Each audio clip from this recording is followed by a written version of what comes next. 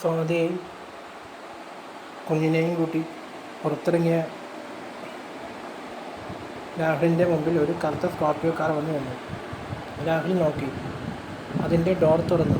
ഒരാൾ പുറത്തേക്കിറങ്ങി. 6 അടിയിലേറെ ഉയരം, കറുപ്പും കഷായവും കലർന്ന വേഷം, കഴുത്തിൽ നിറയെ രുദ്രാക്ഷമാല, ജട പിടിച്ച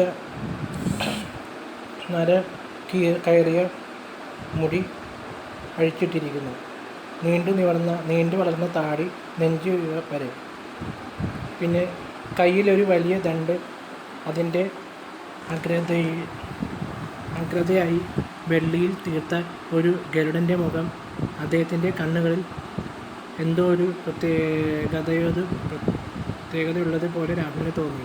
പെട്ടെന്ന് അദ്ദേഹത്തിൻ്റെ ശിഷ്യന്മാരെന്നു തോന്നിക്കുന്നത് പോലെ ഒരു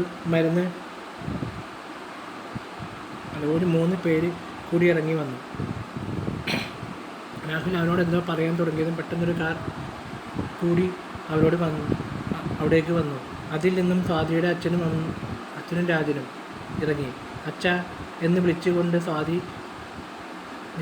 നേരെ പോയി കിച്ചുവുമായി ഓടി അദ്ദേഹത്തിൻ്റെ അടുത്ത് ചെന്ന് കെട്ടിപ്പിടിച്ച് കരഞ്ഞു.